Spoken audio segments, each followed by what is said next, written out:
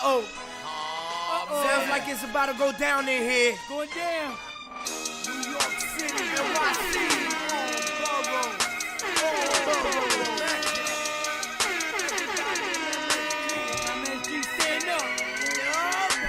Brooklyn, Staten in the Bronx.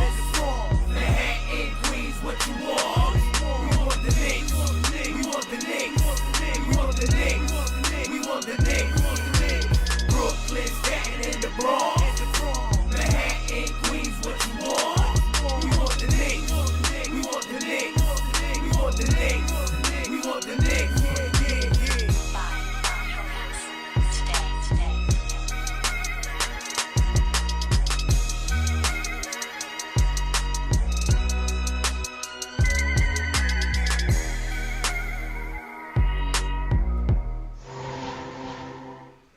New York City, New York, Knicks.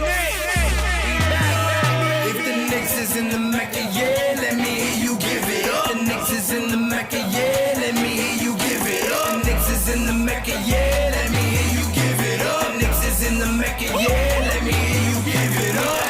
We back, we back, we back, we back, we back. This is New York City, home of the Knicks, baby. Yeah, we back on track. The Mecca's going crazy. Rim rocking, shot blocking, bull. We are not stopping, aiming at that chip with a bullseye on the target. It's been so many years, that's how bad we really want it. From the city to the garden, we all be blue and orange, and everybody starving. Hell yeah, hungry for a ring. Got a team full of hungry hoopers all going in. We back. A minute remaining. Brunson at three. Bang! Jalen Brunson does it again. Timeout.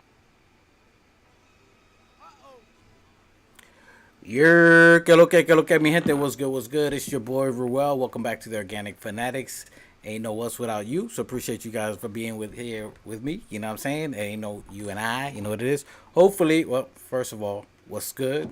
Como sta kana? Konnichiwa, ni hao. What's poppin'? Wagwan mayut. All that good stuff to all of you guys. Hopefully, you guys had a phenomenal holiday season. We was off a couple of days. We was chilling. You know what I'm saying? Got to spend time with the seeds. So hopefully you got to spend some time with your family. Hopefully you guys had a good time. We did too. So we had a couple of days off. But now it's the closing of 2025. Our New York Knickerbockers have been fighting. We're going to talk a little bit about how it's going, how it's been, where we're at now, and what we expect for this new year. What do we anticipate for this new year? But we're going to be closing out this year now. This is going to be the end of the year podcast. May do it for the last game. I don't know. We'll see. We'll talk about that. But appreciate you guys for joining us in here today.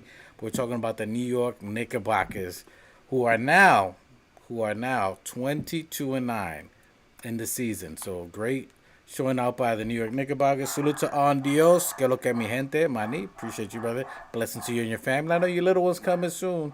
Your little one's going to be born soon. Appreciate you. Got the new moderator on Dios, our other moderator in the building. Que lo que mi gente. Appreciate you guys out there. So, having a great day here. Excuse my dog if you hear my dog in the background, but hopefully my mic is muted. If you hear the dog, put a dog in the chat. Appreciate you guys. But we're talking about our New York Knickerbockers. We are 22-9. We are in second place right now, behind the Detroit Pistons.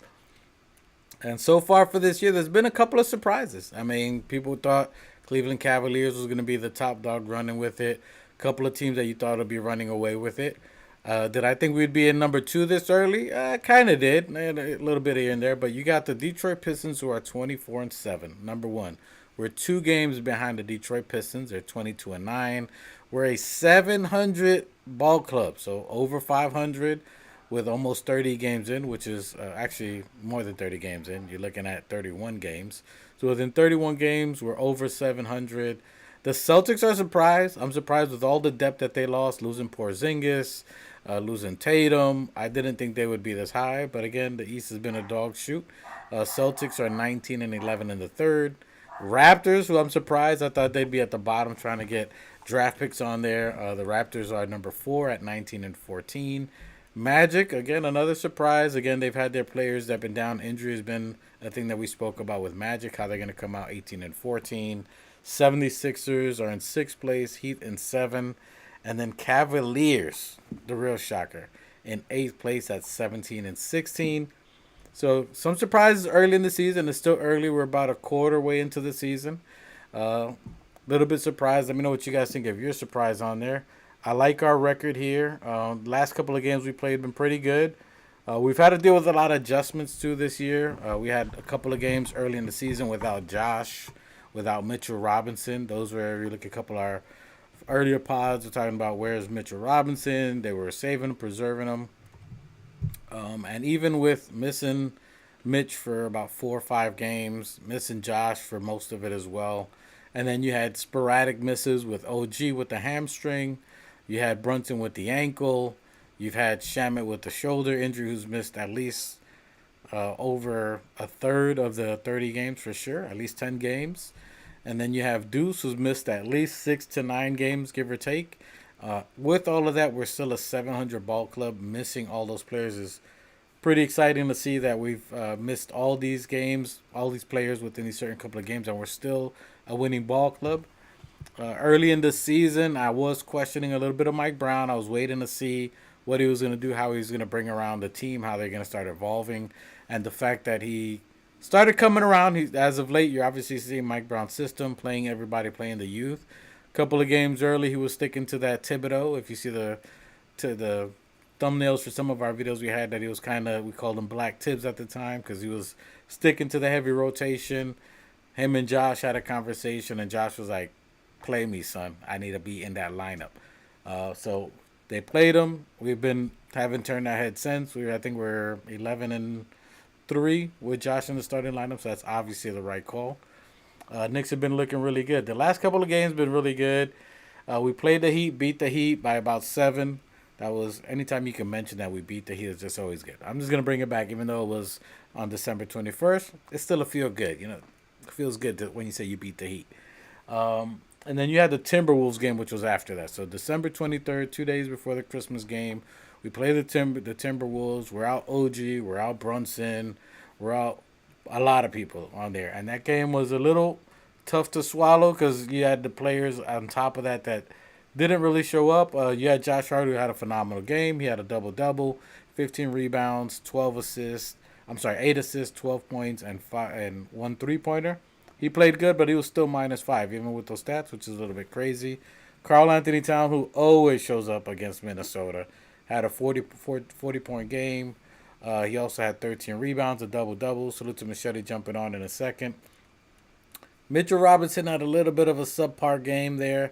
He had 26 minutes, which, again, if you're looking at Mitchell Robinson's minutes, they have been increasing.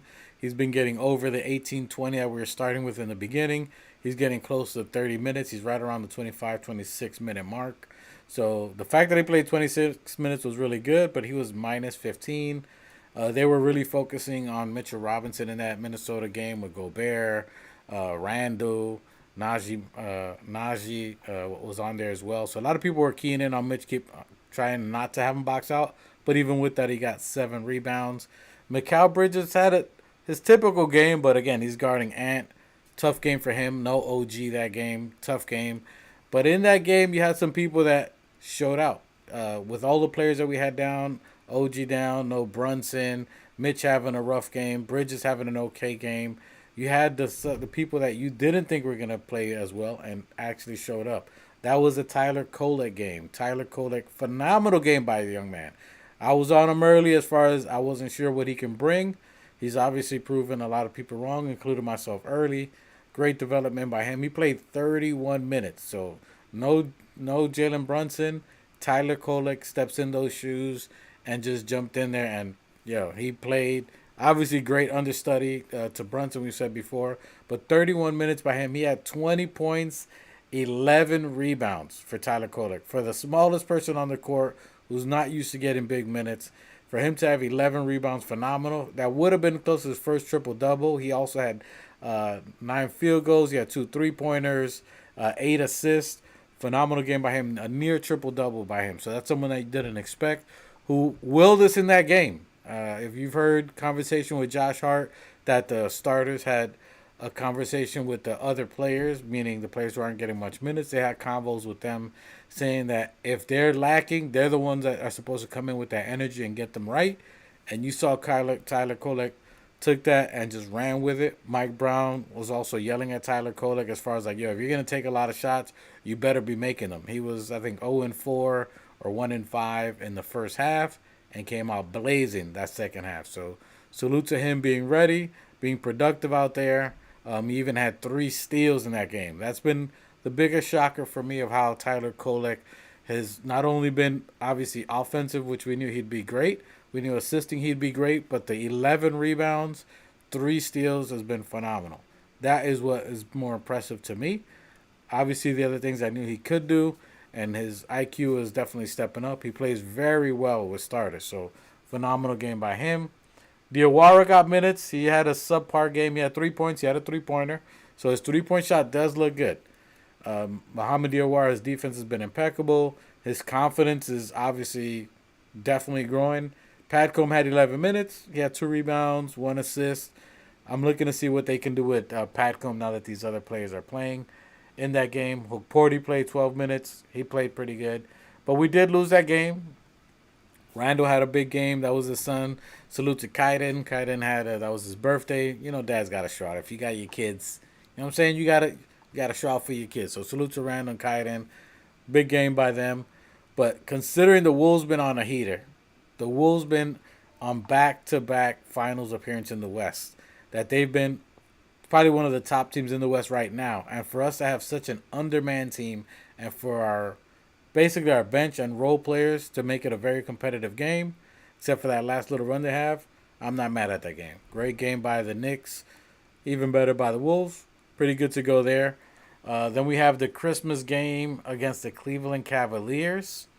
That was a dope game. I hope you guys were entertained. A lot of pressure on Cleveland. There's a lot of pressure on Cleveland. For them to do anything, basically. They're struggling this bad. It's not fair that a lot of the pressure is on Donovan Mitchell, but it is what it is. Phenomenal game by us. We played very well. Josh Hart played in that game. He had 15 points. OG played that game. Karl Anthony Towns played that game. It could have been better by Karl. I was surprised by that game, but he did have a double-double, 11 points, 14 rebounds, in only 27 minutes. Karl needs at least 32 or so, but he was in foul trouble. Wasn't complaining as much, but he was in a lot of foul trouble there. Bridges played okay. Jalen Brunson, phenomenal. Jalen Brunson, he's that dude. He has been playing. I have been giving him criticism, but he's been representing on what he was supposed to be doing. On that game, he did what he had to, 34 points, 4 assists, 39 minutes, but we needed him to score in that game. Would have been good seeing more assists in that game overall. As a team, we didn't move the rock that well, but great fight back between the teams there. Salute to M. Angelo. Salute to Andios again. Yo. What's good, my guy? M. Special in the building. That was another game where Tyler Kolek stepped up. So 2 games back-to-back. Out of all the bench players, all the rookie and role players, Tyler Kolek has taken his minutes by storm. And he's definitely setting an example. If you're looking at Tyler Kolek, anyone else that's been in the bench, that's been in the G League, that's been in maybe not getting minutes, staying ready, Tyler Kolek has been a phenomenal example of what it takes to not only be ready, set the example of what you got to do to perform and be ready. Que lo que, what's good, Machete? What's Que lo que, manito, what's up? What's good? I don't know if you could join in now or you driving or whatever. Let me know. No, I'm good, man. What's up?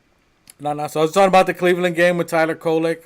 We're doing pretty much an end of the year, how the players been doing. But in that Christmas game with Cleveland Cavaliers and then obviously with the New York Knickerbockers, Tyler Kolek, 25 minutes, had 16 points, 9 assists, 3 rebounds in the last couple of games. So I'm looking at basically how the team's been playing for the first 31 games that we've played, how the players have been doing. So for your aspect, the first half of the season up till now, for what you've been seeing, what have you seen from the growth from us missing players? Brunson missed a bunch of games. OG missed a couple of games with the hamstring. Deuce has missed with his injury. You had Shamet missing a third of the game. Mitchell Robinson and Josh Hart missed a bunch of games in the beginning of the season. Overall, right now, with the records of how the Knicks are playing right now, our standing that we're looking at, how do you think the Knicks have looked in the standings right now that we are? Let me tell you right now. Right now, the Knicks are 22-9 in second place. All that being said, how has been your analysis of what you've seen?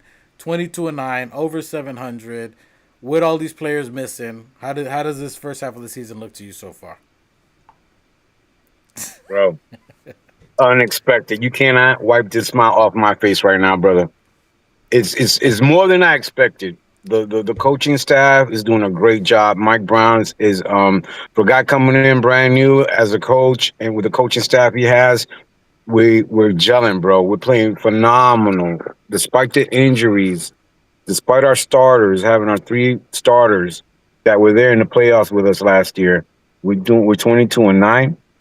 If you I would have never have believed that. I need to see what our record is, but it was before when we had other coaches.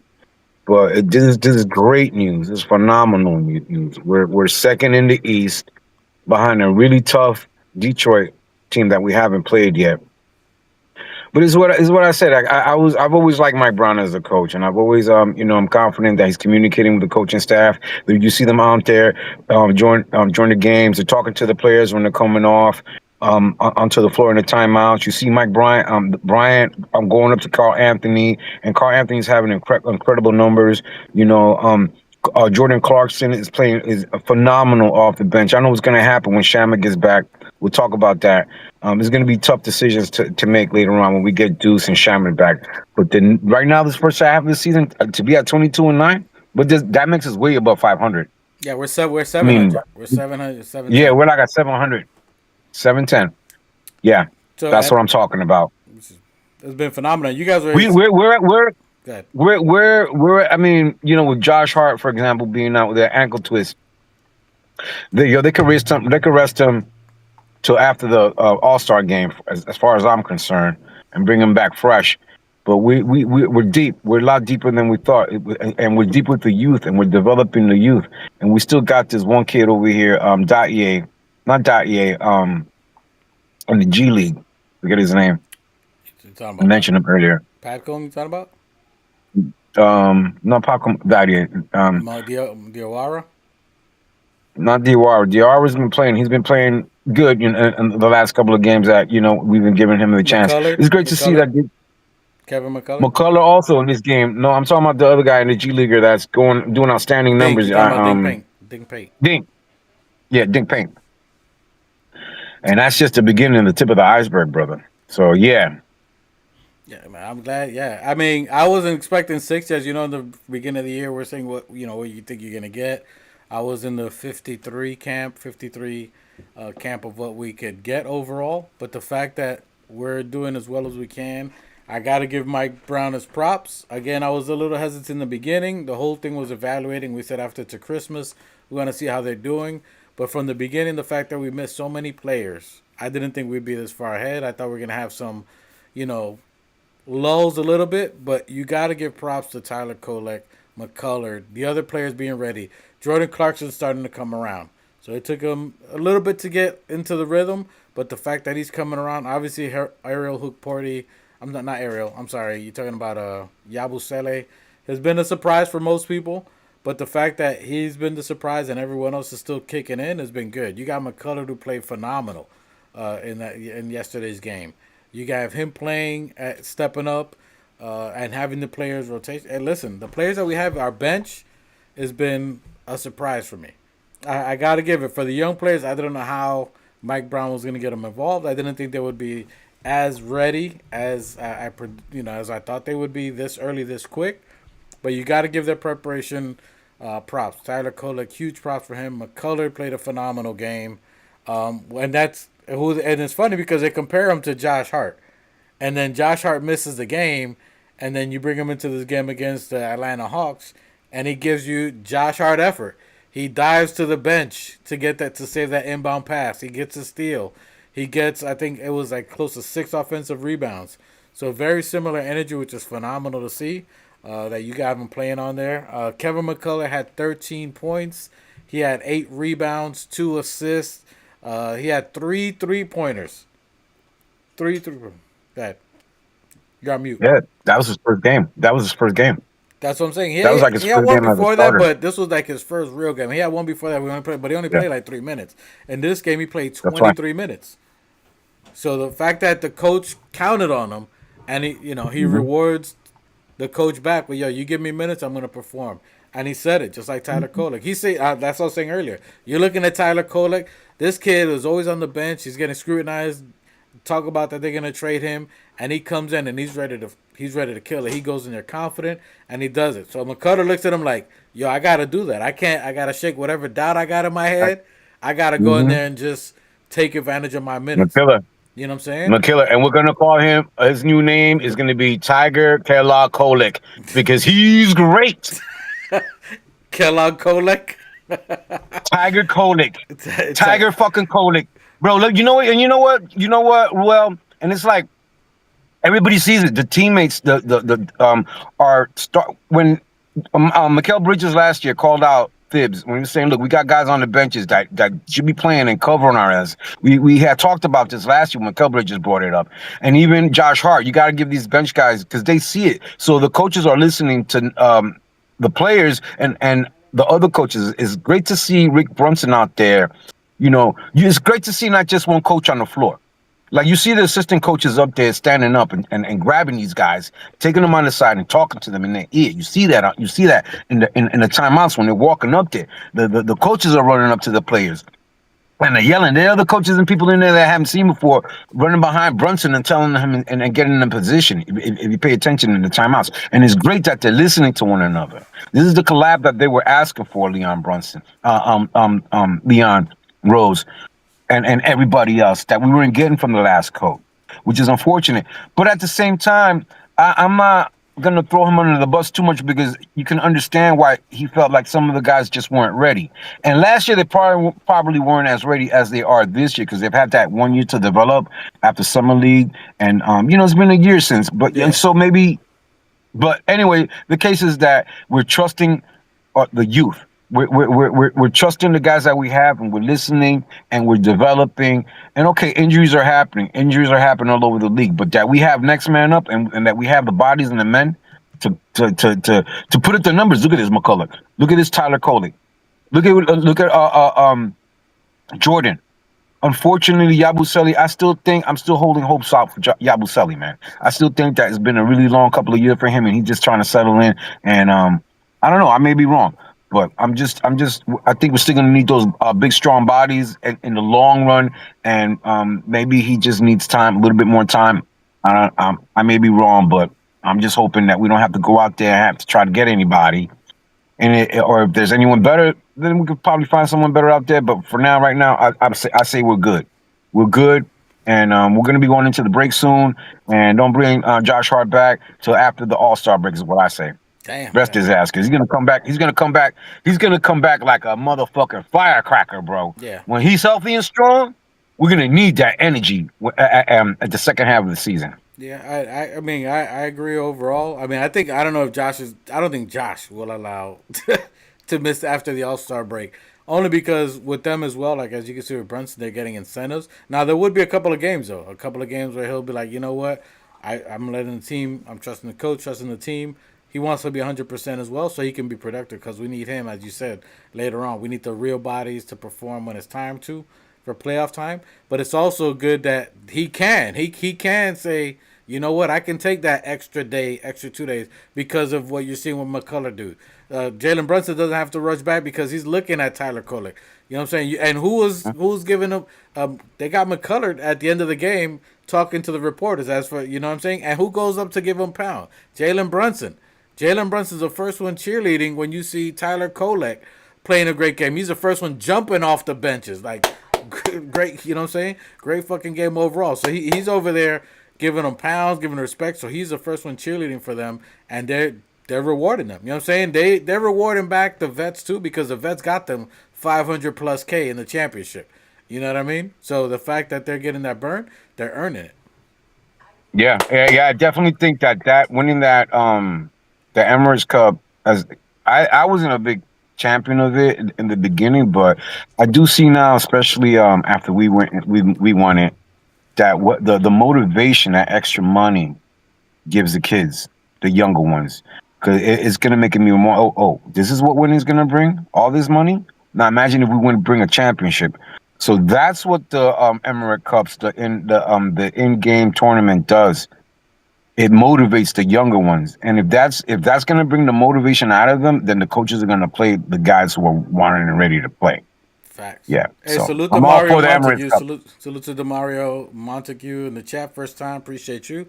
Hopefully, like and subscribe. Let us know what you're thinking, Demario. Give us some of your thoughts on there. Nah, I appreciate you. Don't leave just yet, Machete. Nah, but it's really good now. I'm liking what the No, Knicks. go ahead. I'm listening, bro. I'm just looking at stats. I got you. So I'm loving what the Knicks did. I love the fact that we beat, you know, Troll. The troll over here in Atlanta Hawks. Yeah, Troll Young. Uh, you looking stressed out. he's His hair falling off. he's losing his hair. His hair's falling off. It was dope. And shitty effort by. If you're looking at him how he was playing, Trey Young played terrible effort. He's supposed to be your all-star. Salute to Allen He, Hano pointed it out that you he, got. he. Good. I ain't trying to, but he's been out 22 games. He's just getting back. They're 0-4 with him, but he's just getting back. And I don't know what the how, but damn, you had 22 fucking days off, dude. You got plenty of rest time. But that You should be effort, doing bro, something. whether you're injured, bro, you saw he fell down, didn't even get up quickly, didn't run to defend. All those body language, you can see that, bro. You're the star player. Yeah, There are already rumors of you that they're trying to trade you and all this. yeah, Like, bro, effort, whether you're injured or not, bro, effort is something that is just in you. It has nothing to do with injury. Even if it is, you can see it. What you saw with McCullard, what you see with Josh diving everything, that's effort. You can have effort plays, even if it isn't diving in the stands. I mean, show the team that you're out there giving your all, and they're gonna fight for you yeah. just as well. That shows that he ain't a winner overall. But I'm glad that we beat them. Huge game. I would have loved to see Jalen Brunson do the dice thing on their logo, but maybe it's a little early for that. But I would have loved to see that. No, we don't need. We need to stay humble, man. We need to stay humble. I think that not being humble is what fucks it up for the fans. Getting too cocky and doing stupid shit. We don't need that, man. We haven't won anything yet, and we're playing fucking weak teams, man. We're playing. These are weak teams, bro. These are teams that really haven't been winning. The Cleveland and Atlanta, and all But these fucking Atlanta, teams really but are Atlanta 500 got a teams. squad. Atlanta should be a minus. But are they a 500 team? They're They, fucking 11th in the league, bro. yeah, but They ain't they shit. were winning without him, and they got every small forward in the damn game. Everybody on their Who team else? is like 6'8", Who six else? nine. Who else? Them niggas got 18 fucking losses, bro. They got almost 10 more losses than we do. They're a weak team. They're not that. They're not a 500 fucking team. We should be taking care of these teams. I keep saying that. I keep saying Listen, these are the weaker fucking teams. These are nice wins. It's good. It's nice. We beat Cleveland in Christmas. In MSG. Come on, bro. listen. This is a fucking team that lost 6 in a row or something like that. We gave them the 6 in a row loss, but their talent that they have there is not a six a Whatever. record that they have. I mean, Well, their listen. talent ain't showing up. Their talent ain't showing up like Listen. that. I agree We're with playing you, weaker but they teams, got bro. good talent. That's a team that I won't sleep on. It's not like they're a Charlotte. They're a We're team that playing. We're should be up playing them there. again. We're playing them again early January, like January 2nd, I think it was. We're gonna play them early again, and we're playing them. Well, they're gonna come into MSG, so that's gonna be another asshole with it. Yeah, the next game we got is We tomorrow played them against in the the Pelicans. ACL. Yeah. These are weak teams, bro. We should be able to. I'll be shocked if we lose to the Pelicans or who the fuck we got next. Listen, the next game we got tomorrow is against the Pelicans. That's gonna be whether you like it or not. Zion's back. It should be a game. That Whatever. Come on. listen, that's not a team I'm gonna sleep on. And then the game that I really want to watch is the last game of the year, December 31st, against the San Antonio Spurs. We beat them. That's the game I was That's talking the about. game that we. That's gonna That be is the the game. game. That's the game of the week. That's The game gonna to be the watch. game. That's the way to That's close the gonna be season. the game. That's the game to Bro, that's watch. gonna be the fucking game of the year right there. That's gonna be the game of the year. I'm telling you right now. Listen, That's gonna be the game of the year right there. they beat OKC 3 times in a row. Three And times because in a we're playing row. them in, and because we're playing them in San Antonio, that's gonna be the grand test for us. Because we're not a great road team. We're like a 500. We're not even like. We're like a 500 team on the road, bro. And so this is gonna be the challenge. This is gonna be how. This is gonna be the character and all that good shit test. And it's all these other teams. We should already be taking care of them, man. Come on, bro. I ain't gonna We're sleep on. 14 and 17, 14 wins out of 17, bro. I mean, how many of those teams that we beat are like above 500 teams, like really strong teams. Other than the Listen, Boston's Hawks still and got 125 points on us.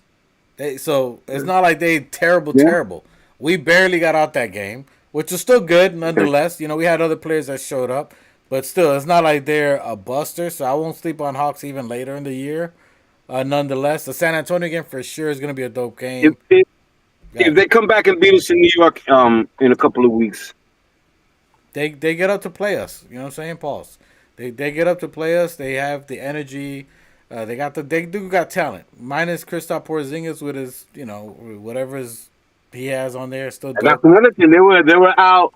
What's that kid's name? The girl was Dante. They were out Dante. They were out Porzingis. They really, really, truly loaded. But then again, neither were we. So Yeah, we don't make excuses either, which is that's how dope we play. But they still got 125 on us. So even with that, Jalen Johnson is a beast. He's gonna be the future of the NBA. Dope kid, nice young cat. Once they trade Young, they'll be good. So the game of the year is gonna be against San Antonio Spurs. That's gonna be the best game. We're playing at San Antonio. We just beat them. They beat OKC 3 times in a row. A healthy OKC, nobody missing. They match up with each other well. So this will be a great game for us to play. So I would like to see that full healthy squad. I think Josh is good. I think that's maybe why they're resting Josh too for that OKC game. mm, I mean yeah, that San Antonio game. exactly. That's all. Yeah, yeah. You would want to rest him. We're playing the Pelicans. We don't need to bring him back. We don't need to have our healthy guys back. I do believe that we're holding on to bringing back Deuce. Shaman, I don't know what the word is on Shaman, but I think He's that probably if after Deuce All was Star. ready, He's probably All Star, in my opinion. yeah, Probably after All Star. You yeah, rest him, get him in I shape. would. These are teams you got to look at the teams that we're playing. They're both below 500 teams, so we don't want to bring back our starters who are hurt. Into these weak teams that we should be able to handle these guys with the group that we have. We've proven that we can play with our McCullers and Tyler Koligs and Dot EAs. We got those three guys covering our injured players. So that is good. So then, yes. So then, if they were saying Deuce was ready now to play in the Atlanta game, then they had him in the lineup. I think, or he was ready to go. But just save him for that San San Antonio Antonio game. games. That's which is, and it's interesting to see because even with that, that game was really good. You have the coach again. This kudos to Mike Brown. I don't know how he's selecting the players that he wants to play because even though McCullers, I loved how McCullers came about. I thought he'd bring at some point Tosan, Uoba. I thought he'd bring somebody else that they've kind of had some burn in the league before. So it's interesting that he bring these players who've never played in the league. So besides that was interesting to me. But you got Mohamed Diawara against Atlanta. 16 minutes in that game. He's a tall guy, so he played well. Even in that game with 16 minutes, he gave you 5 points, 2 assists, 5 rebounds, 1 3-point made, and 2 blocks in 16 minutes. So his effort, his length, his footwork, you're seeing really good. So that's something that we need. We don't have a lot of small forwards, which is the key of the NBA now. So you got someone that's as defensive as him. Rookie that you get him in the game was really good. And that's the first game in a while that I've seen Karl Anthony Towns and Jalen Brunson both have north of 30 points. Karl Anthony Towns had 36 points. He had 3 3-pointers, 15 rebounds. Jalen Brunson also had 34 points. He also had 4 3-pointers, which were phenomenal, 5 assists. And overall, Kevin McCullers, again, phenomenal game, almost a triple-double. So all that being said, Machete, we got our team, the New York Knickerbockers. Again, we are 22-9. We got 2 more games for the end of the year.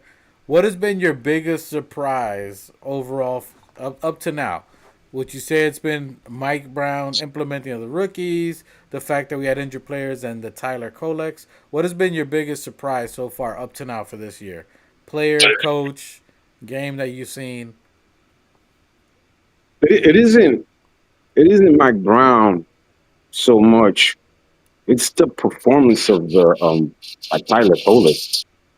The moxie. That kid has moxie. You know what I mean? Like, his aggressiveness. His court vision. I always said that he has great court vision. It's good to see. I'm really surprised how well the coach are handling our players, what we're doing with them, and that we're at 22-9. with a brand new coaching staff. Yeah, Yeah. I gotta agree with you. I mean, to say that it's pretty much hands down Tyler Kolek as far as surprise so far of the season, in my opinion. And I did know he was offensive. I knew he could hit the three. I knew he can pass, but his defense for me has been the biggest surprise. His hustle, the steals, the blocks that he's getting in the game, and his rebound. Those are areas that I did not think he would develop as fast. I didn't think I knew he would get there. I thought it would probably take maybe another year or towards the end of the year. The fact that he's developed that quick in that short amount of time is very impressive, and it shows work to his work ethic as far as how him developing. Also, you see McCullard today. Um, Salute to Luna Jean, 22-9, Knicks tape. Let's go. Salute Luna Jean. Appreciate you. Let us know your thoughts, what you guys thinking here, so we can read out your comments. Um, I'm also surprised at Mike Brown, and I won't say that I'm too surprised on Mike Brown, but as far as who he's playing, like you're playing McCullard, who's never played an NBA game. You're playing Mohamed Diawara, who was a draft pick early, and you got him, who's never played an NBA game. Tyler Kolek, who essentially never really played a game last year, didn't really get burned at all by Tibbs, maybe trash minutes here and there, but not real game. For the fact that Mike Brown is putting these rookies into the game before a Tosan Uoba, before a Jameson. He's tried, obviously, with Yabusele, whether he's not comfortable in the system or not. But the fact that he's keying in on actual rookies and these rookies are playing the way they're playing is pretty surprising to me. I'm not saying that him not doing it because he's known for playing players, but for him playing rookies, people who've never played, and putting them in situations where they are to be counted for or counted by, you know what I'm saying, by vets, that was, I think, the biggest surprise for me. Yeah, it's yeah, because we still got I forgot about Jameson. I completely forgot that we got reserves, bro. We got guys he's experimenting. They're experimenting. We don't see what's going on at practice. Who's doing well? Who's not doing well? Who's doing what? They know. They see it all. And you even hear the other players saying that. OG Anunoby talking about the kids that we see them doing it all the time in practice. So we still have the Jamersons. We gotta go, bro. We're deep, bro. We're deeper than I expected, and we're deep with rookies, bro. Like with the young ones, guys who haven't had time. That's the And so surprising I part. think the coaches are in there refining them, and putting them out there. And this is the results that you're seeing. So the product that you're seeing is not just that, is the effort that the players are putting in and the work that they're putting in. It's not just that, it's also the confidence and the work that the coaches are putting in to make them better. So it's everybody's work is showing. And people are still sleeping on the New York Knicks. Everybody's And always gonna hate on us till the last minute, and we get okay, lucky in I love it games. like that. Listen, I love it too. Listen, talk your trash. The Miami Heats, everybody's like, oh, they're lucky. The Shaqs, everybody talking trash about that. Listen, I love it. We love that. We love that. We love being doubted. We love that. Keep bringing it on because that's nothing but ammunition. We locked and loaded. You know what I'm saying? But that's been probably the biggest shock to me. And salute to Just Knicks in the building. Appreciate you. Uh, Let us know what your thoughts. So we're doing review. So my thoughts on Mike Brown early. Mike Brown, I was a little Yeah. bit hard on him in the beginning, as you know. And it wasn't so much that I was hard on him. It's what the expectation was from him, right? I expected what he's doing now early in the season. When he wasn't and he started tibbing, as you know, we were calling him Black Tibbs. It was for jokes. It was early. I knew it was real early. You was... Go ahead. Yes. You and I where's said it. Me and you Knicks. Phoenix? Me and you Knicks. Well, I say we the show, but it's really me and you Knicks. But it was factual. He was riding a lot of the starters. He wasn't playing the rookies or other players like I thought the Jemison, the Uobas, and something like. So that's where I had concern early. I said I want to see more of that him developing. So I was on him a little bit early. But the fact that he got it together, Josh Hart was the move. I think we were all wrong. We went with Mitch, but the move with Josh Hart was obviously the right play. best five in the NBA last year. Obviously, it's going to be that mix this year. Great play. So I was a little bit hard on Mike, but Mike is coming around. I give it to him. I give him props. You've been saying it all year. The fact, two shots been saying all year. The fact that he's actually talking to the assistant coaches, he's getting feedback. He's willing to be humble and know that he doesn't have all the answers. Willing as a man and as a coach to be like, you know what? What do you guys think? And they went all contrary to what he was saying. But like, bro, put Josh in the starting lineup, and he went with it, and it's working. He's humble enough. That was big to me that he was able to do that. So I like him. Right now I'm giving him a solid B.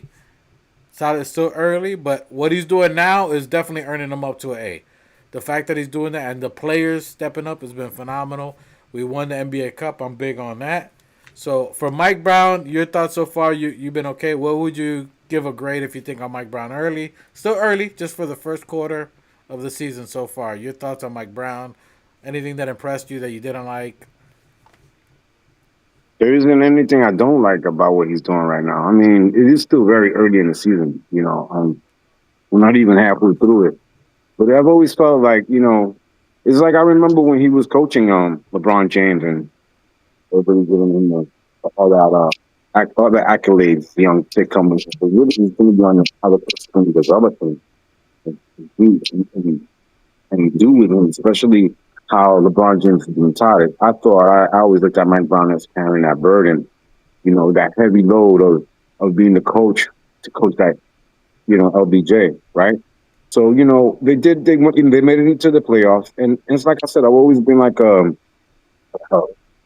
always favor coaches, man, because they have a lot of responsibility, going back to that Arbach, what Phil Jackson did with the Bulls, what Jeff Van Gundy did with the Knicks, or what even I know you hate him, but even what Pat Riley did with the Lakers back in the '80s, and then try to implement that the Knicks. So coaches are very important. So then I've always looked at like Mike Brown as having the load and not always getting like the kind of like getting the shit end of the stick because he ended up getting fired when they didn't make it to the playoffs the first couple of years, right? Yeah. So then he moves on. And what happened to him in the Sacramento Kings last year? That first year was pretty rough with him, and then how it ended with him. But he had him at the number one offense. Sacramento Kings they haven't been anything since the Chris Webber days.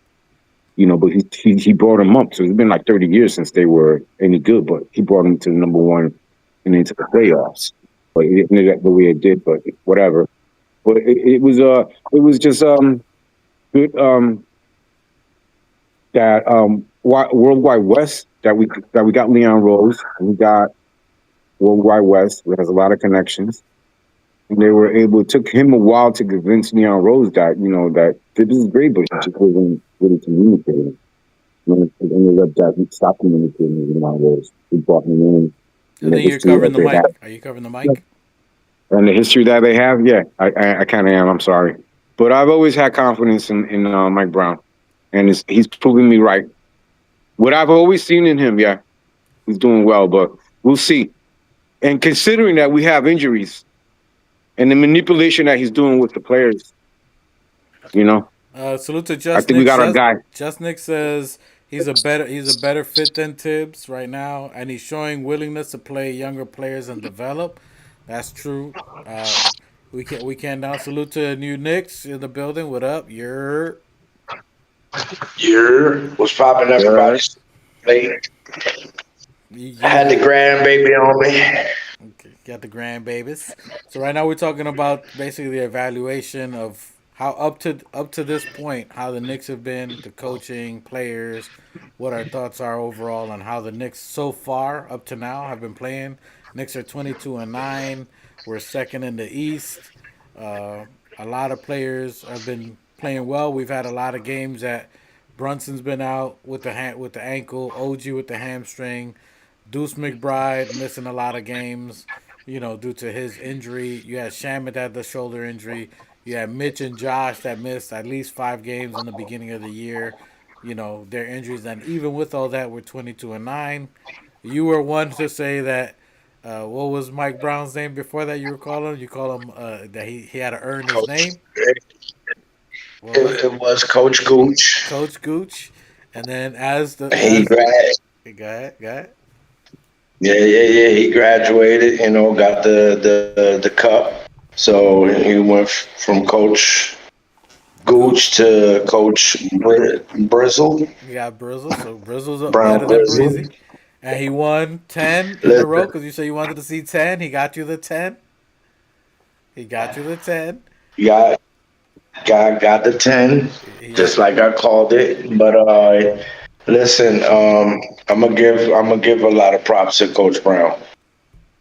I'm There you definitely gonna go. That's what I wanted to hear. record this. Save Coach listen. this to your Brown. favorites. Hey, save, save this to your that's play. what I wanted to hear him call. Save this to your Put respect on playlist. that, man. Save this to your playlist. Hey, next thing you're gonna graduate to calling him Coach Michael Brown.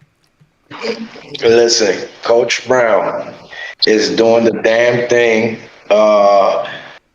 There's nothing that Tibbs could have done at this point. Like when you spoke of Tibbs and development, you did see the results within the starters, right? And even the youth, but not giving the green light to the youth when your starters were begging you.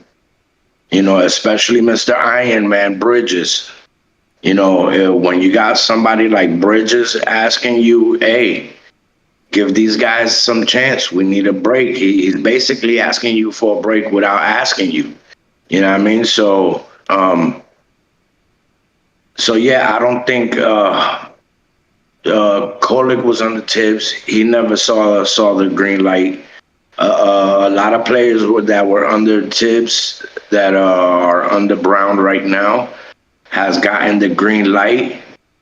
They've been ready. I think they've always been ready, but the lack of trust that Tibbs had towards the younger guys, yeah, you just gotta tip your hat off to Coach Brown.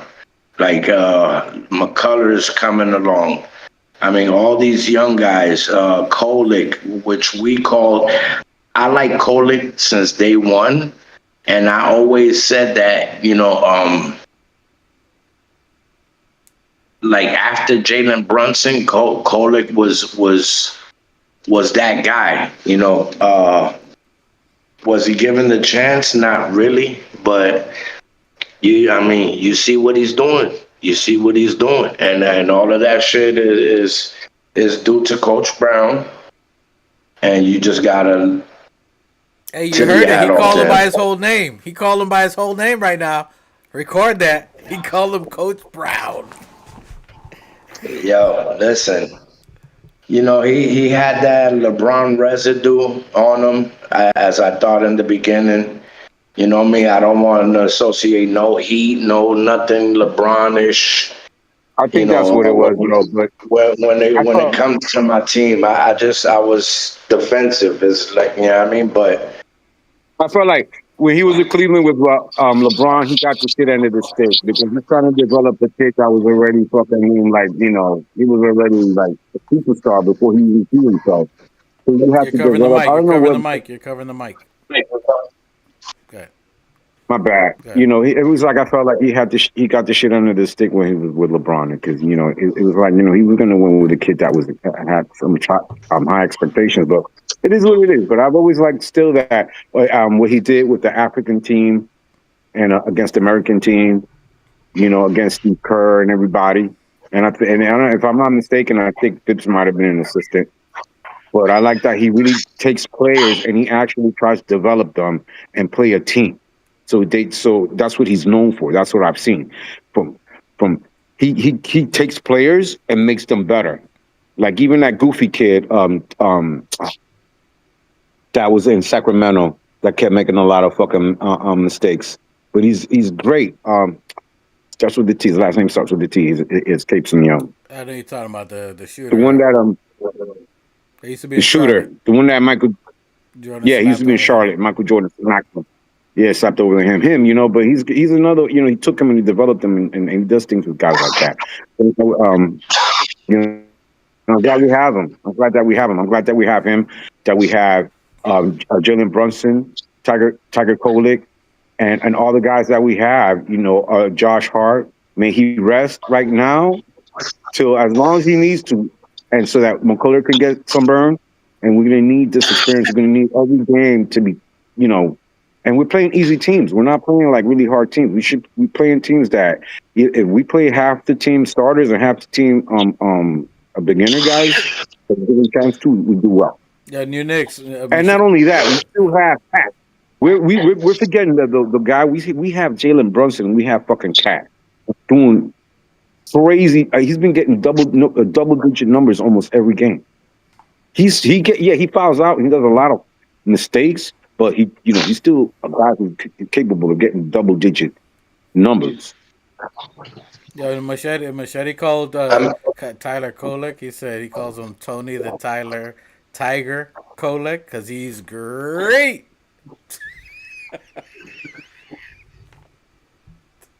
That's why you call him Tiger.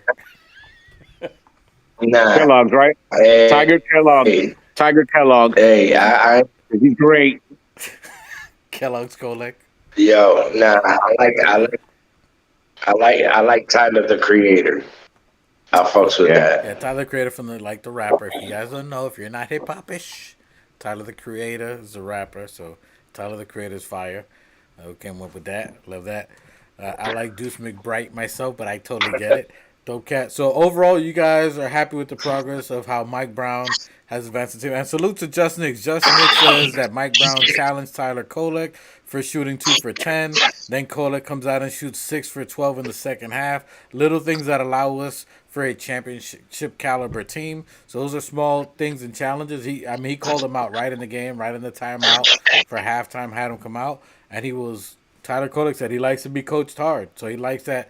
He's aggressive. Mike Brown talks to everybody, but it's really hard on the youngins. Tyler Kolick was 2 for 10, and then he came out and was just mobbing. He was out there mobbing on people. So I like the Mike Brown. I think he's definitely come a long way. I'm super shocked that he's playing the youngins the way he did. I'm going to push back a little bit only with Tibbs because Tibbs did get IQ. He did get Deuce involved. He did get OB and RJ, so he did play some young ones, and he did develop some, but not to the caliber of what Mike Brown. So I definitely understand that. I just wanted to defend Tibbs a little bit. What was it? Tiger Kolick You're came covering off the the mic. bench to score 16 points. You're covering the mic. Good. I'm covering the mic. I thought you were good. You hear me? Yeah. Dale. Nah, that Tiger Kolick come off the bench to score 16 points, 5 from 9 shooting, and led the Knicks with 9 assists. And he was highly efficient with 3-point range, hitting 4 of 5. Yeah. So let's talk about some of that. So we got Mike Brown. I think we can all say that we're content with how Mike Brown has started evolving, adapting. That the true Mike Brown has showed up now. How he's getting the players. So we're New Knicks. What would you give the grade for Mike Brown so far for the first quarter of the season? Me? Yeah. I don't know what our record was last year with Tibbs. We're farther than that. I'm pretty sure our numbers wasn't as they are now. I give Mike Brown an A+. That's a hell of a grade. Wow. I mean, listen, he ended the season strong.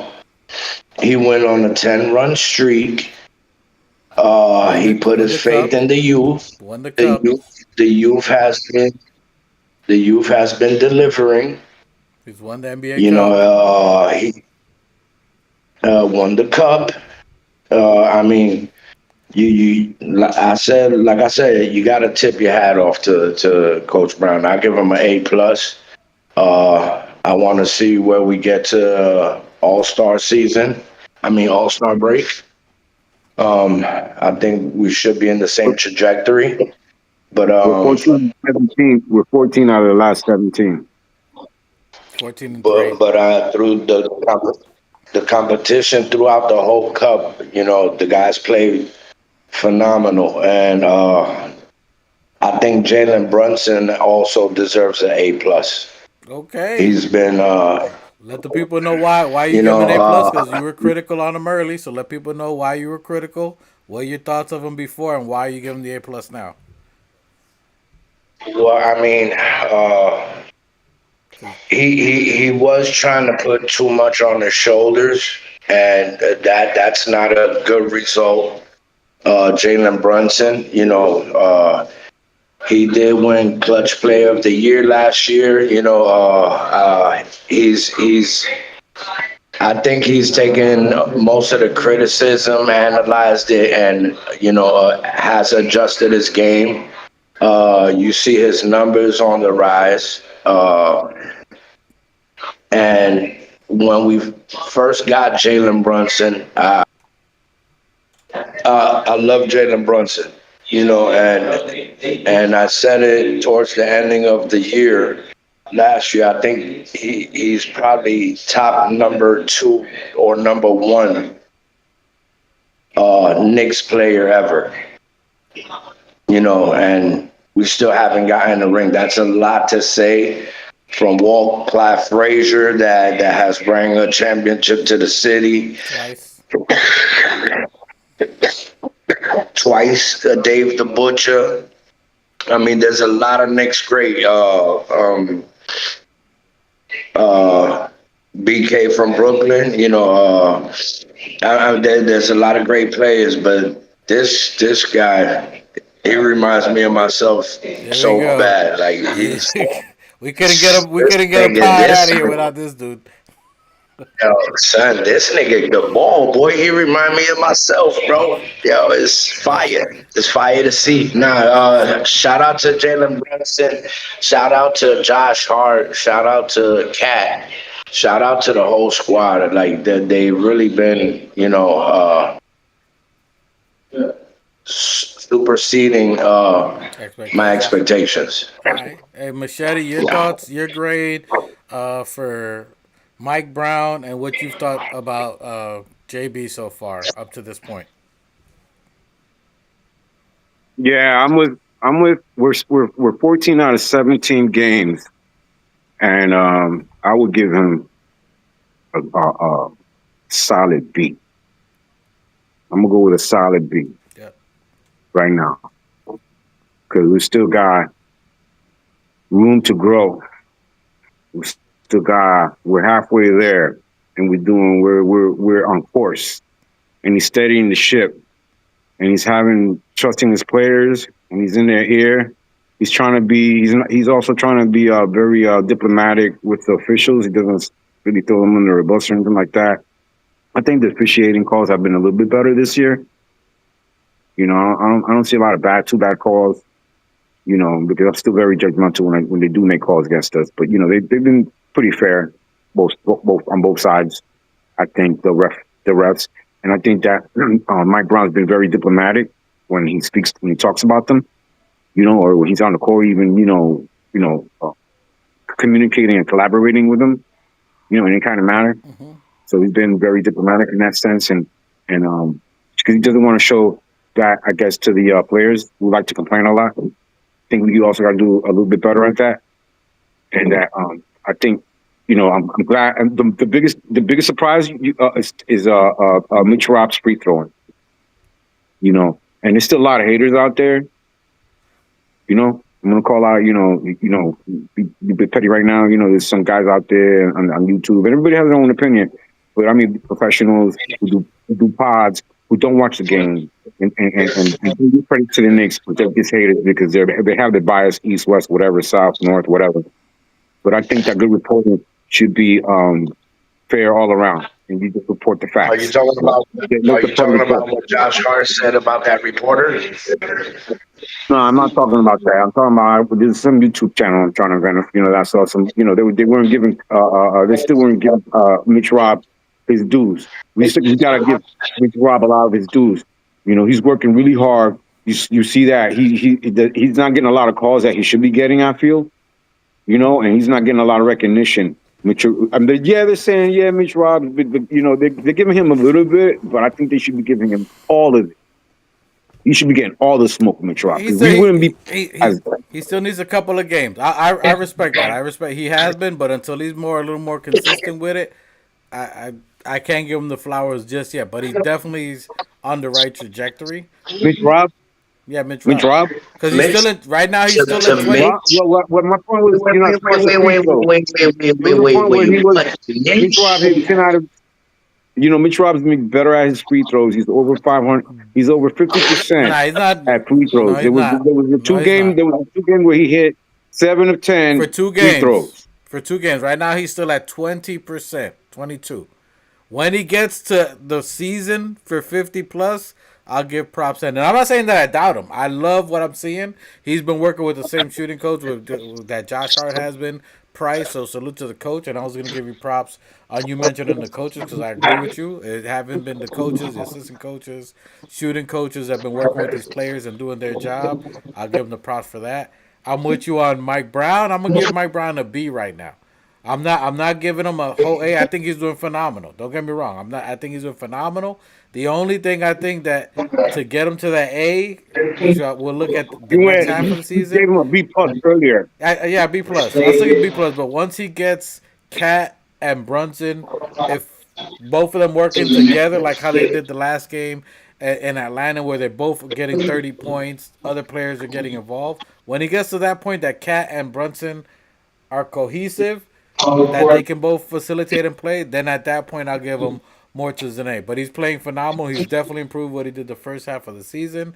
He's definitely got the youngins playing. And again, you Knicks, you just came in, but I'm surprised that he's playing the rookies and not playing like Tibbs would have played Tosan, Uwoba, Jameson, players who've already had some history playing in the NBA. And the fact that he's playing McCullough, who's never played in the NBA. He's playing Diawara, who's never played in the NBA. Tyler Kolek, who basically never played. And these players are producing is the most impressive part of me. That he's developing there. The coaches are developing. So I'm surprised by it. For right now, it's a solid B plus. For sure on him. Jalen Brunson, killer. You gonna ask a question or no? For me, Jalen. No, I'm just saying. Everybody on the, I think the front office does his due diligence when it comes to picking the roster. You know, they're not just nilly willy just picking guys out there. They're doing their homework on them, and if they're on the squad, it's because they're elite at something, and they just need that break and opportunity.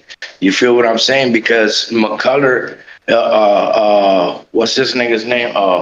Fox. Yeah. Then we had a young boy Fox. I can't remember. Not Fox. Yeah, Fox. Kevin Knox. Yeah. Kevin Knox. Knox. That was So before Leon. yeah. Yeah, but I mean, the difference in these young kids is that you know that the front office did they work. Like, Yeah, McCullough was like this a kid three-time came in there and All-American. scored. He was a three-time All-American, McDonald's.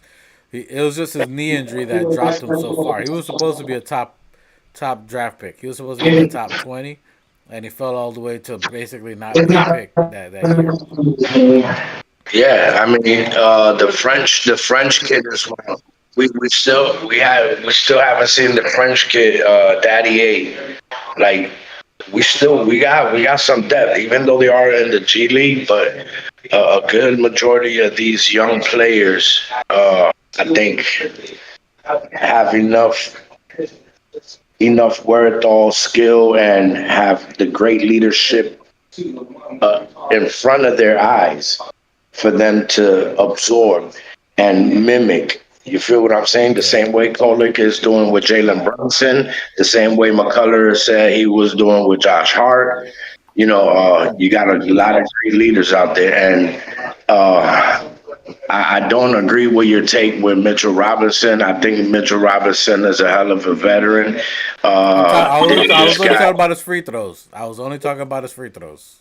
yeah, I think Mitchell Robinson deserves at least 100 mil. I'm not talking about contracts. I'm not talking about who he is. I'm only talking about his free throws because Machete was saying that he thinks that he should that I guess the podcast were kind of snubbing him, that they weren't saying that he's as good as he's been these last couple of games. Machete, mute your phone, please. Machete, mute your It's phone. not just his free throws, bro. It's also, But I'm saying can you that's hear what me? I'm saying that's what He's you were talking. saying. That's what you Yeah, were saying. yeah. We were talking about the free throws, and you said the other podcast wasn't giving him his props, and I said I too don't want to give him props just yet. He's played great in those 2 games, but until he becomes consistent or he gets up to what he was before, because right now this year he's around 22% from the free throw, which is terrible.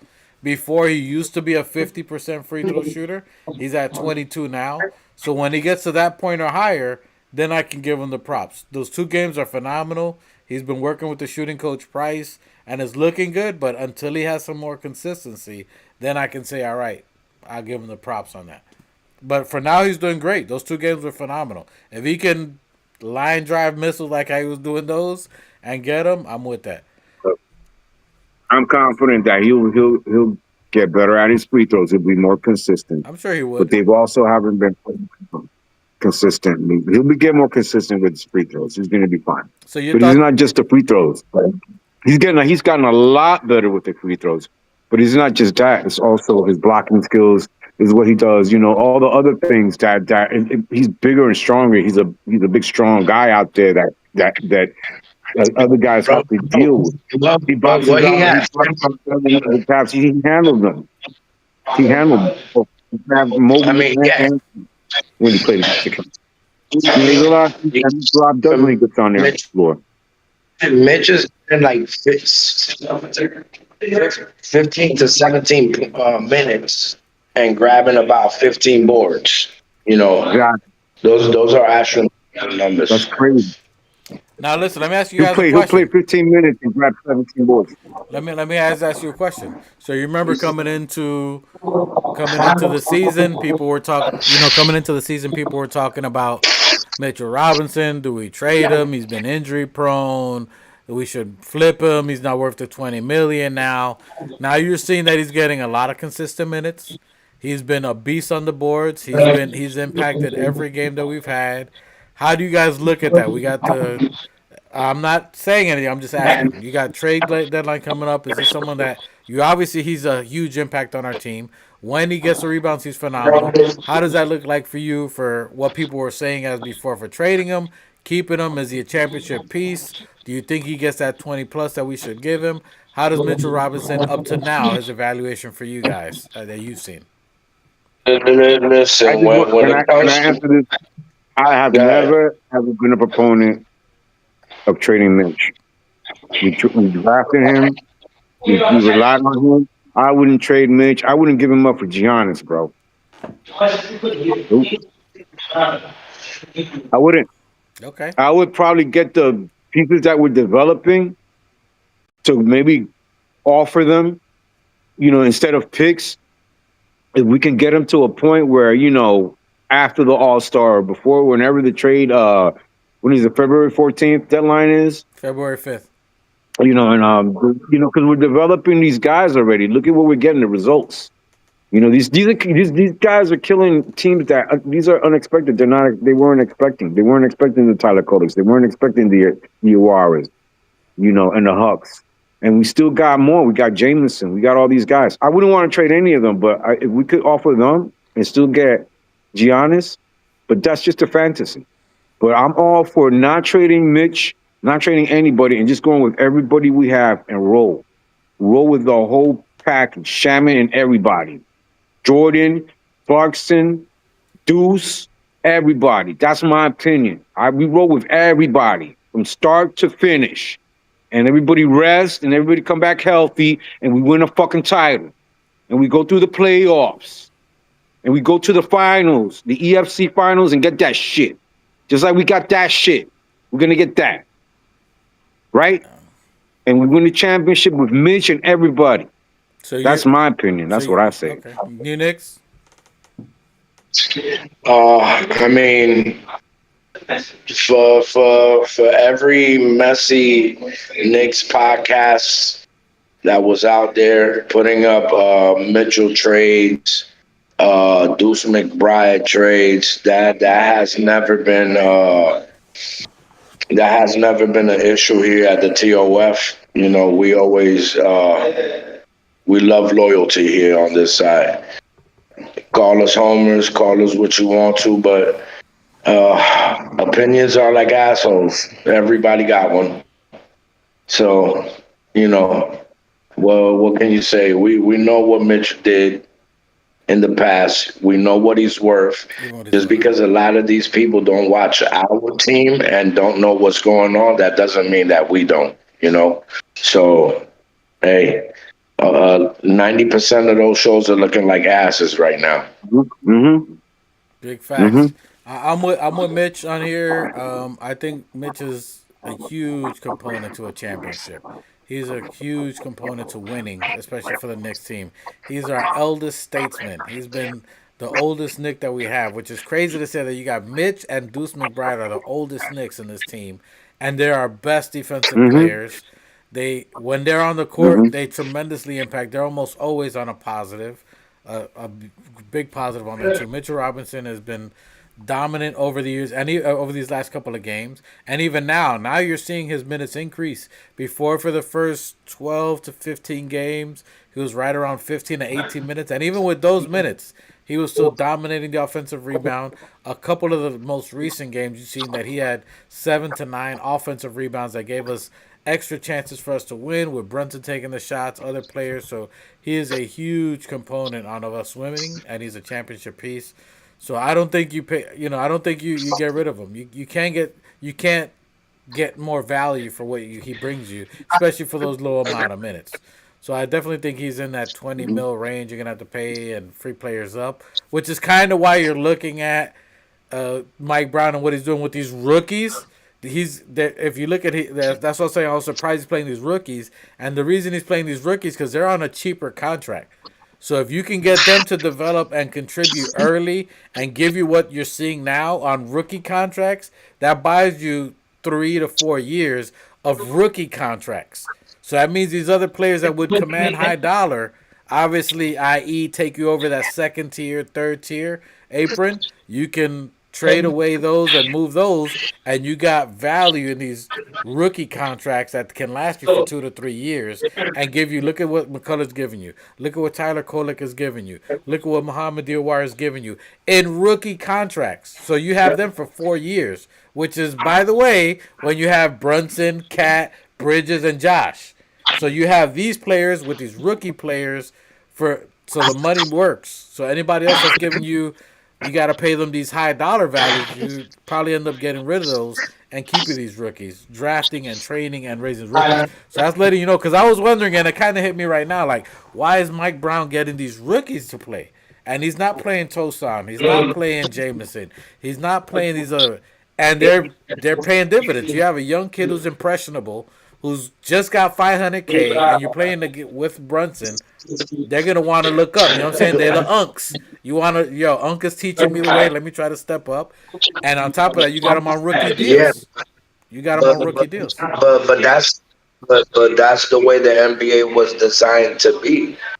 Just because a lot of teams don't rock with the flow of having good starters and then having a group of young hungry ballers come in and give your starters their break, you know what I mean, and be able to hold the water and not go down by points and add points to the lead. You feel what I'm saying?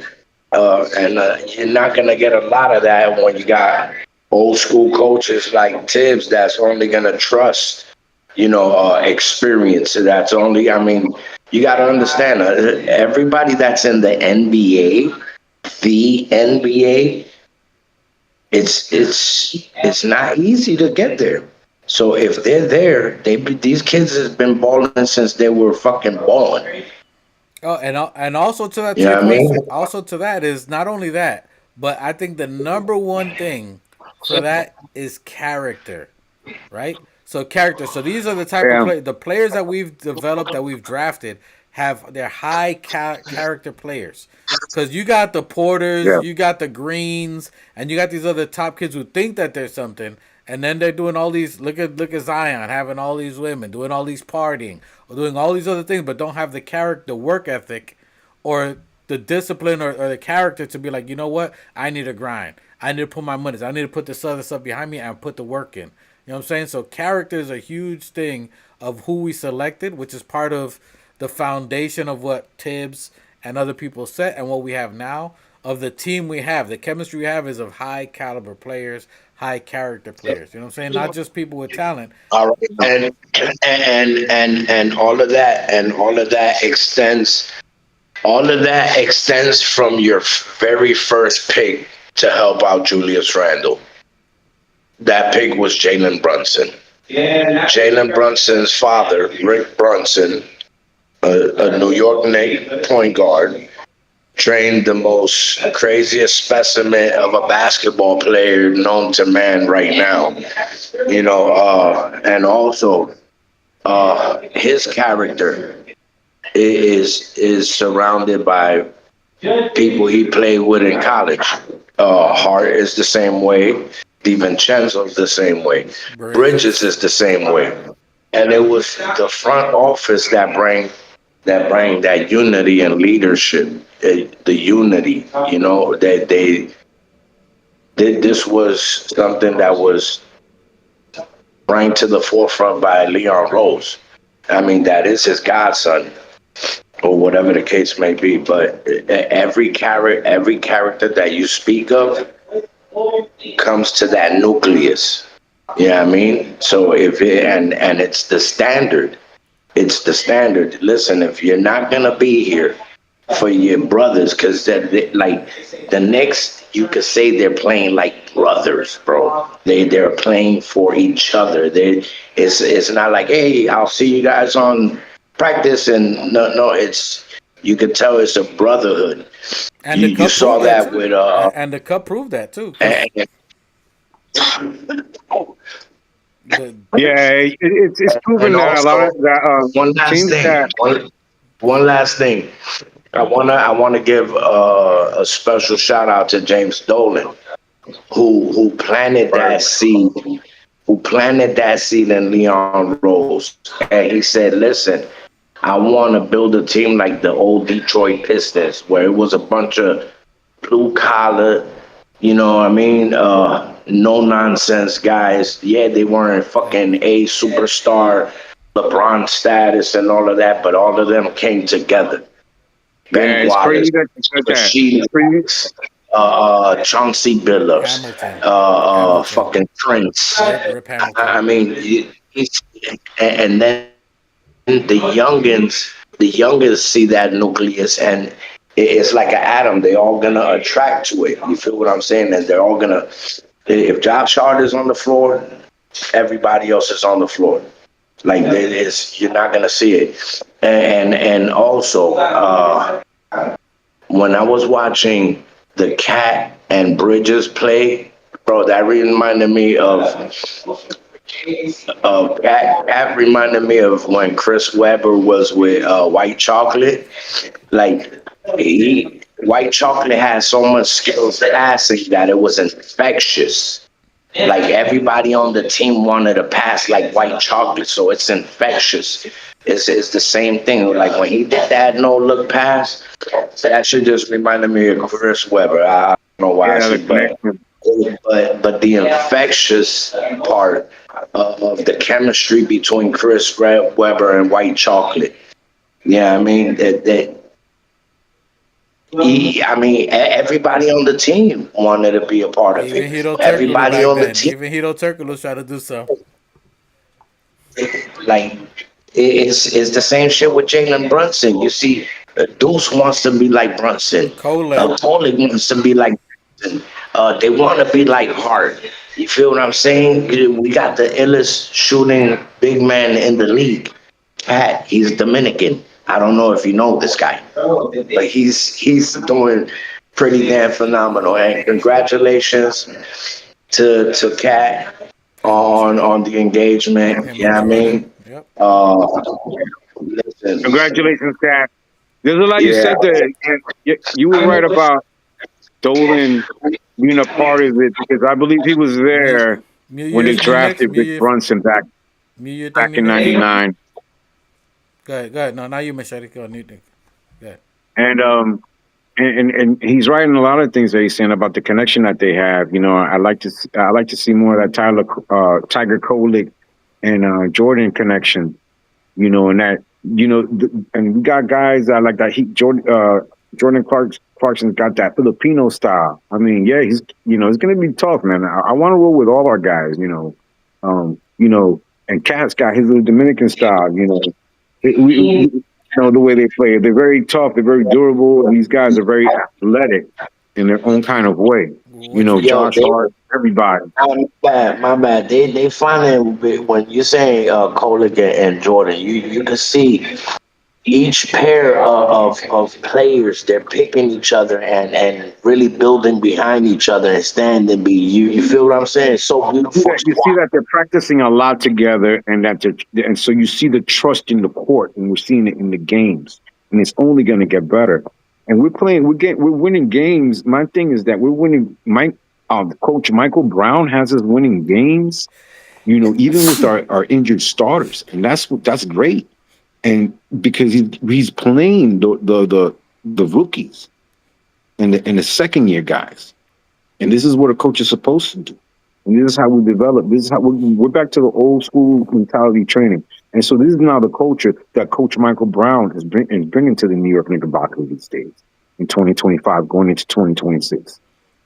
And this is a good thing. And it's just a start. And it's proven that teams now that they bond, like, going to the Emirates, going to Abu Dhabi and winning the Emirates Cup and things like that. Yeah, they're gelling because, you're having these moments together, like in boot camp. And we're fortunate in that we're playing, like I said, I still feel we're playing weaker teams that we should be winning. Yeah, it's the NBA, and anything can happen because it's the league. But we're a better team. We're a team that went to the Eastern Conference Finals, and we may have a better coach than we did last year. So I do believe he's going to get us there. Whatever happens at the end happens at the end, because we still have to play these Western teams. And we still got to play, teams like I still feel we're behind the Houstons and the OKCs and the Denvers, but we're taking care of them. And I think that it doesn't mean anything that we beat the Spurs, because the Spurs beat OKC and we beat the Spurs. But we'll see, that game with the Spurs the last time in the Emirates, it was when we first time back in 20 days. He hasn't had time. He hasn't had his legs under.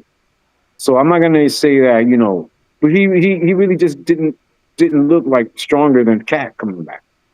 But we'll see now when we play them in San Antonio. They get the call. Now I'm gonna ask you guys a tough question. I think we're all enamored. I think we're all excited of where the Knicks have been. We're seeing the development of the youth. We're seeing Brunson having big games. Cat has had big games the last 2 games. Bridges and OG can bring it each and every time. You got these rookies playing. Now it's a tough question. We like what we got. We gave the grades of about a B. New Knicks gave an A of where we're at now. Now that's the first quarter of the season.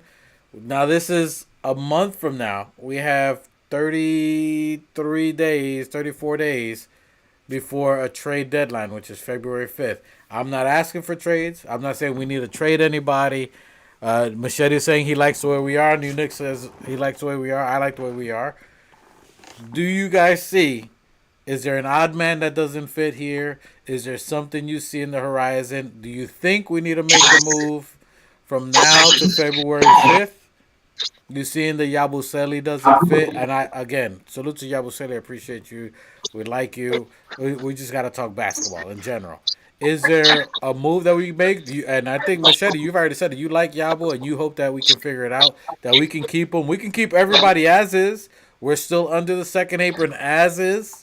We don't have to make any moves.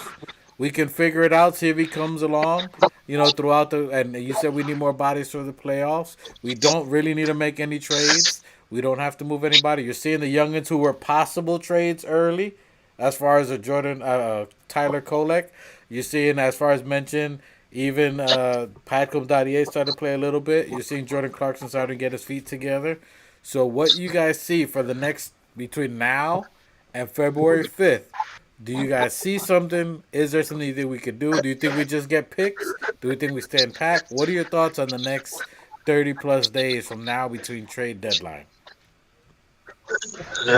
Listen, I'm gonna tell you this right now. I think the front office is definitely uh, comfortable and happy where we are in this process in the season.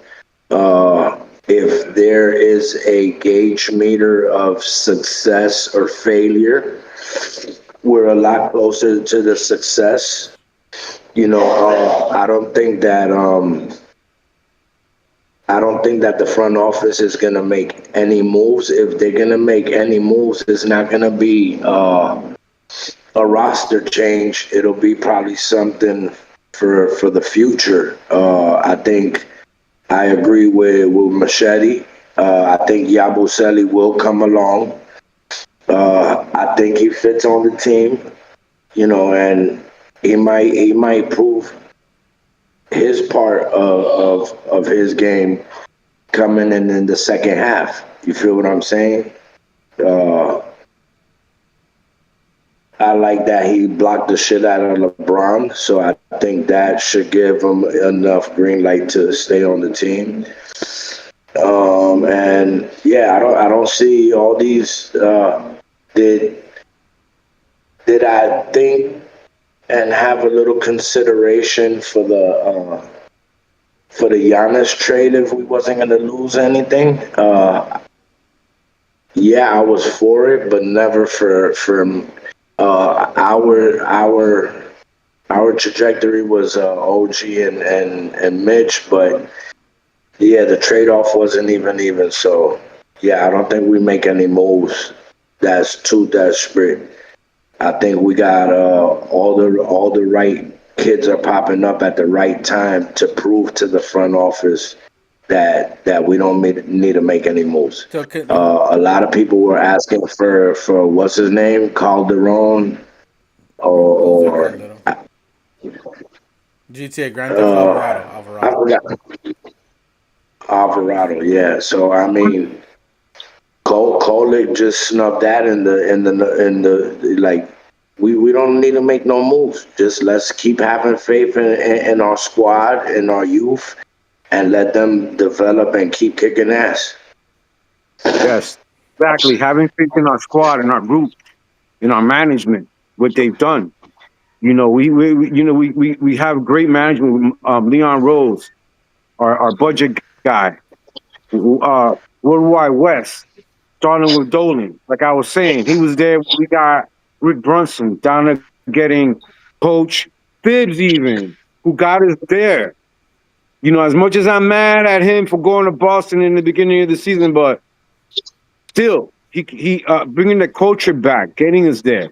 And then, okay, Oh, we moved on, and listen, now we got Coach Mike Boogie Down Brown.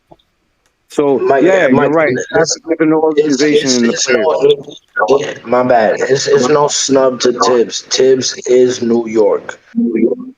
Tibbs is New York. He came here. He did his job. He set the tone. He set the culture, and he set the trajectory. Hats off to Tibbs. Yeah, I mean, now if he went to Boston, to look for a bag or pay some paper, can't be mad at it. You know what I mean? But no matter what he does, it can't stop the nucleus of the squad that we have. Because I mean, look, when Wemby and those boys took out OKC, OKC was top of the West. Like we're doing a great job with our team. You know what I mean? So, and as time goes on, the unity and the gelling only gets better. So we're in December. We're this is the last of 2025. 2026 is a whole new fucking year. It's a whole new fucking monster, and the trajectory is just looking straight up. And also, by the way, the young lady that put the post about Jalen Brunson getting the statue, I concur. Jalen Brunson does deserve a statue. Way too early. I like the post. He's definitely like a rocket taking off. And salute to Chris Connors, 949. He should have gave. He's saying that he should have gave Marshawn Beauchamp that contract over Yabusele, 76ers. 76ers signed Marshawn Beauchamp a few days ago. Salute to Marshawn. I'm glad he got a contract. Glad he's playing. Salute to that. I don't know if that's one where it's a hit or miss right now. I don't. I think we probably move Yabusele because Leon Rose is that type of person. He's third string though. He didn't even get He's minutes. third string. But you're talking about a $6 million player, bro. You got a $6 million player who got no minutes, 2-3 coaching DMPs, and you're playing rookies over him. That you can't have that. That's dead. That's dead money on the books, bro. That's dead money on the books, and not for him. I support. Hopefully he comes up, but you can't have that many misses, that many low minutes for him. As far as the Leon aspect, as far as Leon, what he did for Obi, what he did to RJ, what he did for their players, Leon Rose is willing to say, you know what, this just doesn't fit. It doesn't mean he's playing bad. He just doesn't fit this system. He's more of a pick and roll or slower paced team. I think Leon would put him in a better place for him to be successful and maybe get 2 second rounds or something like that where you free that up, and then that gives these players gives them minutes. What if Yabusele comes into the fucking ECF and hits a big ass LJ type shot? He could. You know what I mean? He could. Sometimes one player is meant for one specific reason. And like, I mean, for the trade that the chat said, listen, if we would have got that guy, whoever we get is gonna want minutes. We're already struggling at the point. These kids are doing so well, and Deuce and homie is still Schnauzer and fucking Deuce are out. When they come back, it's a good problem to have. And also, that's all I can say. It's a good problem. Also, the ones that are playing good, you're looking at McCullard as a guard. Tyler Kolek is a guard. Except for Diawara, who's a small forward, but he's a small forward. But the other two are guards. Deuce is a guard. Sham is a guard. So the ones that are playing good are in the guard position.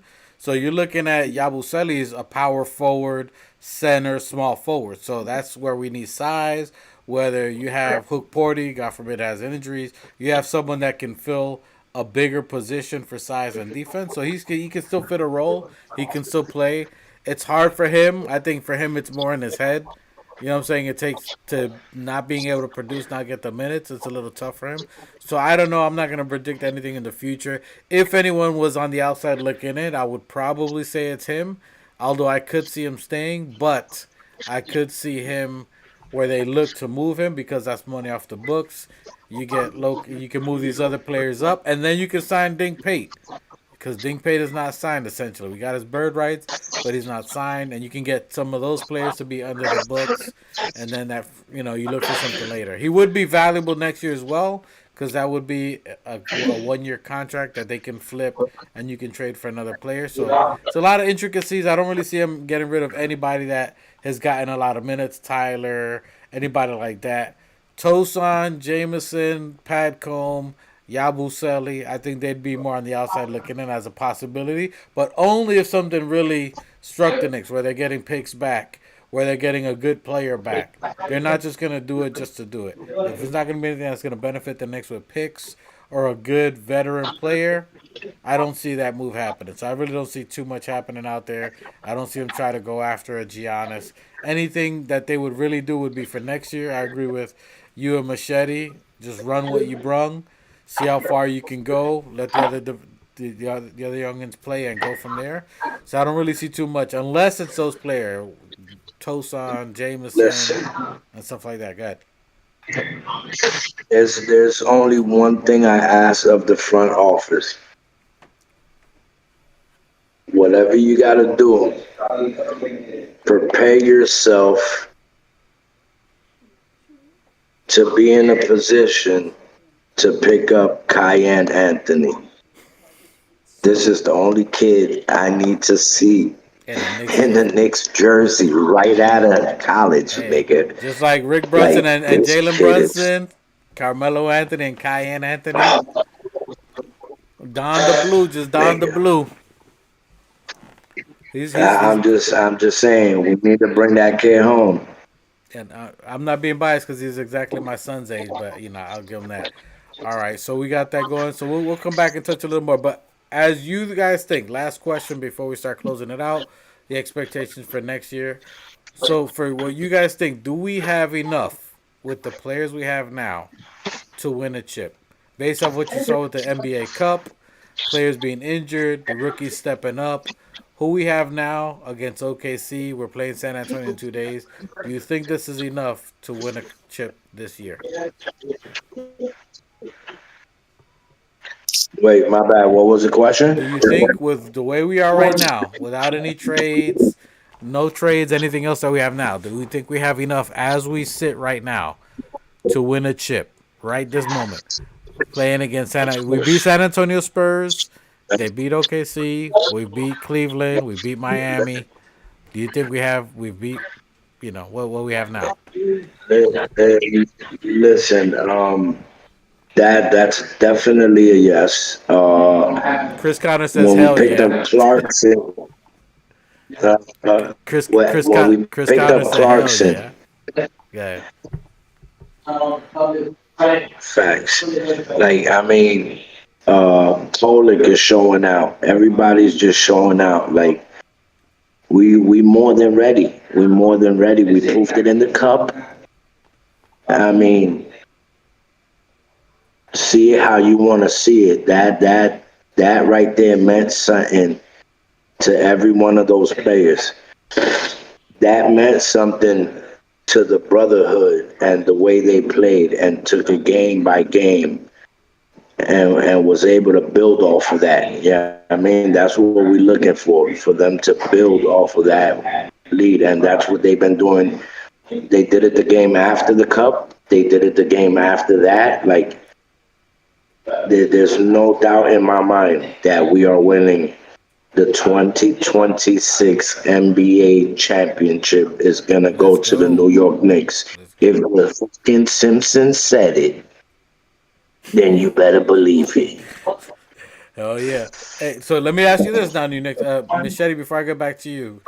So New Knicks, now that you've seen the cup, now that you see the Knicks win the cup, now that you see how the players reacted to the cup, can you see it now compared to how you saw it before? As does it have a significance? Do you see what does it have some kind of value overall, or do you think it was still just a little something to do? But do you, overall, how you saw it when the Knicks played?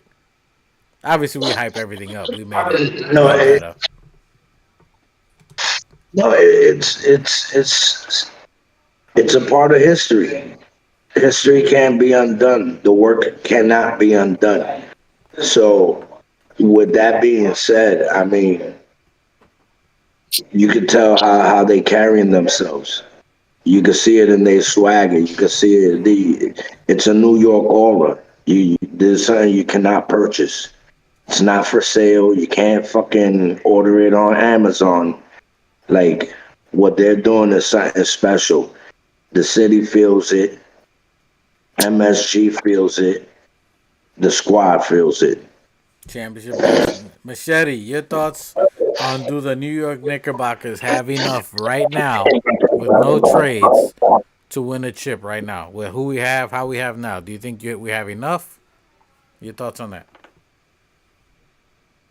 I mean, I'm glad we're playing well with the guys that we have, but we could use one more piece. I know I would, like I said, maybe develop the younger ones that we have right now and use them as picks.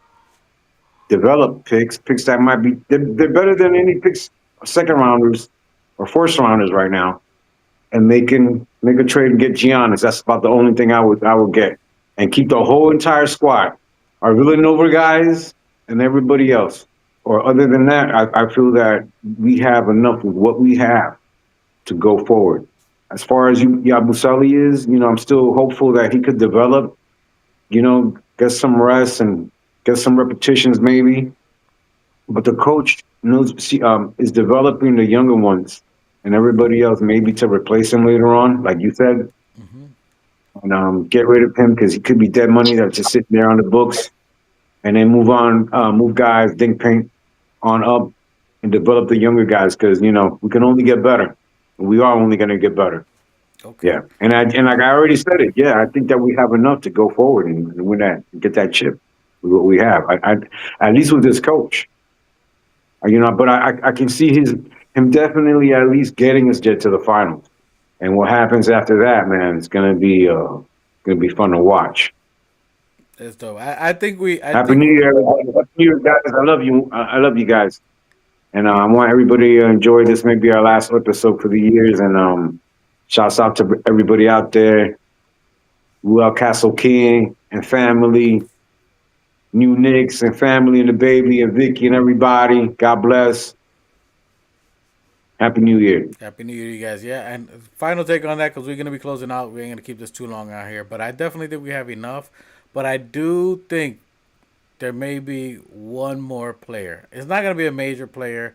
If we can flip that 6 million and maybe a couple other players, so like we gotta look at somebody in the $6-7 million range. If any veterans out there, they can move somebody, or unless they buy out, like I was thinking maybe Washington, if they buy out somebody early and free it up, we'll see. But as we are now, I think we definitely have enough. I think the youth is proving it. I didn't think they would develop that fast with Kolek, McCullough, Diawara impacting as much as they have. I think that's gave a whole lot of confidence to the front office, and it's putting a lot of pressure on them as well to make a move. We got the next 3 weeks are going to be very pivotal on seeing how we're going to develop there and if we make any moves. So you're going to be looking at the next couple of games. Tomorrow's the next game against New Orleans Pelicans. How do we play? Who plays? Is Josh still going to be off? Are you going to see a Diawara? Are you going to see a McCullough again with Josh being out? How will it impact in that game? And then the final game of the season is San Antonio Spurs against our New York Knicks. We'll be playing at San Antonio.